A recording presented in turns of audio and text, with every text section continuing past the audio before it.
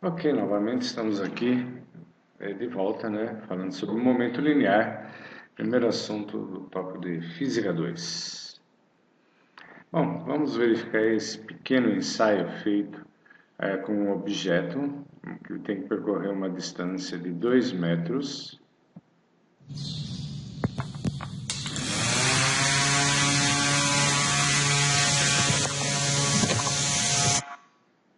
Ok, então foi feito dois ensaios, né?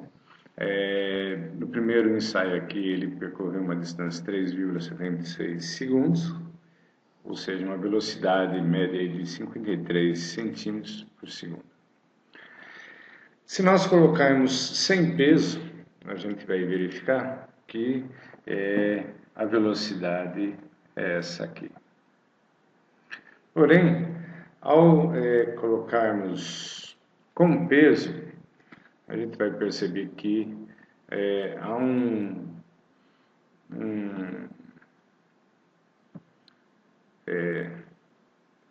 vai se gastar um tempo maior e a velocidade diminui, né, de 53 passa para 44. Ou seja, a velocidade que o objeto desenvolve depende do peso que ele carrega. Nós estamos assumindo que a força é a mesma que empurra o objeto. Então veja, o carrinho, né, com o peso aqui tem 409 gramas e com o pezinho que foi adicionado atrás passa para 459.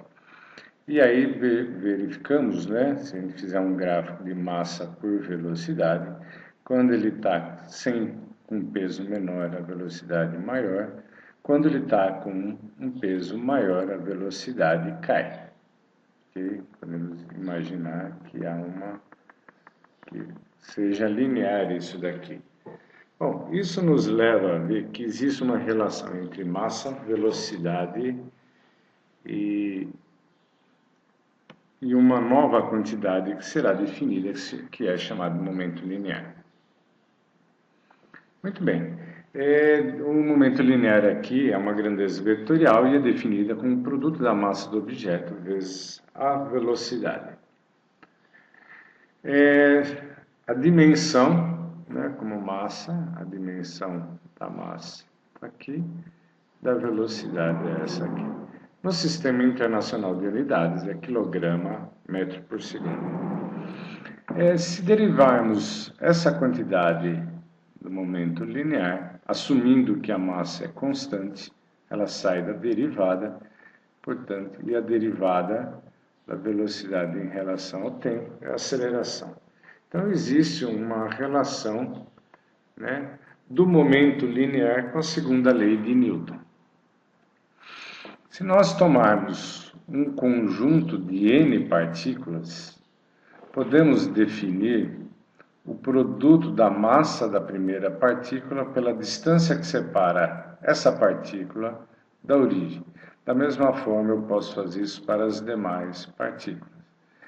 A gente vai verificar mais à frente um conceito chamado centro de massa, mas vamos definir de forma similar que esse m é a soma de todas as massas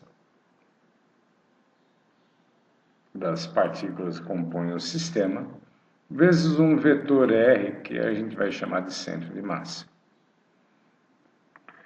Muito bem, se nós derivarmos uma vez essa equação, nós vamos ter que um P aqui, que eu vou chamar momento linear do centro de massa, vai ser igual à soma dos produtos dessas massas com os momentos lineares de cada uma dessas partículas, onde cada um desses PIs é a derivada da posição RI em relação ao T. Derivando mais uma vez, nós temos que a massa, o produto da massa do sistema vezes a aceleração do centro de massa, é igual à soma dos produtos das massas vezes as acelerações de cada uma dessas partículas. Ou seja, se eu tenho um sistema, por exemplo, formado por 5 partículas, né, o produto de cada uma dessas massas vezes as acelerações dessas partículas é equivalente ao pegar o centro de massa dela, que é a soma de todas essas massas, e ter uma aceleração aqui do centro de massa. Ok? Então, portanto, né, do lado esquerdo nós temos aqui todas as forças internas e externas que agem sobre o sistema, que agem no sistema. Porém, de acordo com a terceira lei de Newton, ação e reação, essas forças internas se anulam. Portanto, restam apenas as forças externas, que a gente dá o nome de resultante. Portanto, né, a gente pode dizer o seguinte: o momento linear de um sistema de partículas é igual à soma dos momentos lineares de cada partícula, que por sua vez é igual ao produto da massa total do seu sistema pela velocidade do centro de massa. Basicamente, todo esse texto aqui, né, se resume a essa equação. E quando derivamos, né, nós temos que a soma de todas as forças externas que agem nos sistemas é igual à variação do momento linear do centro de massa em relação ao tempo. Um outro conceito que existe é o chamado impulso. Quando há uma colisão de dois objetos, se nós passássemos isso em câmera lenta, essas bolas lentamente estariam se deformando e entre elas aparece aqui uma força de contato, de interação entre elas e que vai aumentando até atingir seu máximo e depois, à medida que as bolas retornam, essa força vai se reduzindo. Graficamente, né, nós temos aqui do lado esquerdo uma foto da deformação aí da bola quando há uma colisão. Graficamente, né, temos uma expressão desse tipo.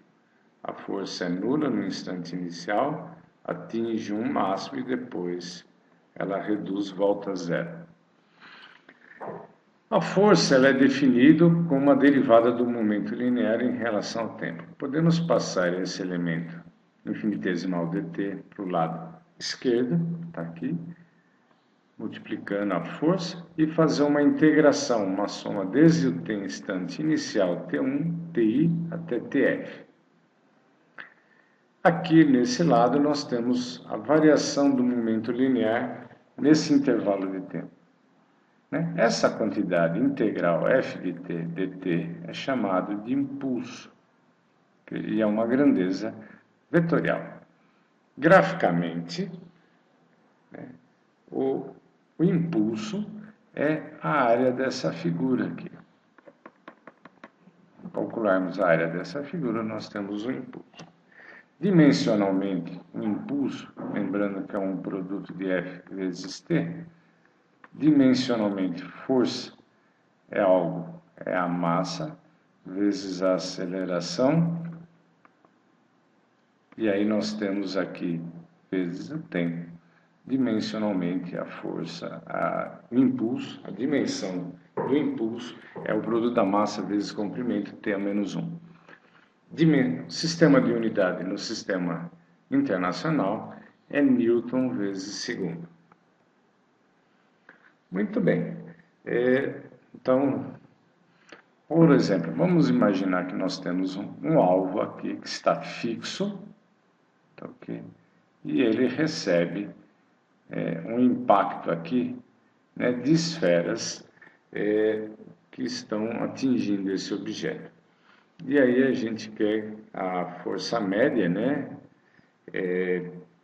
Depende aí do impacto de cada uma dessas esferas.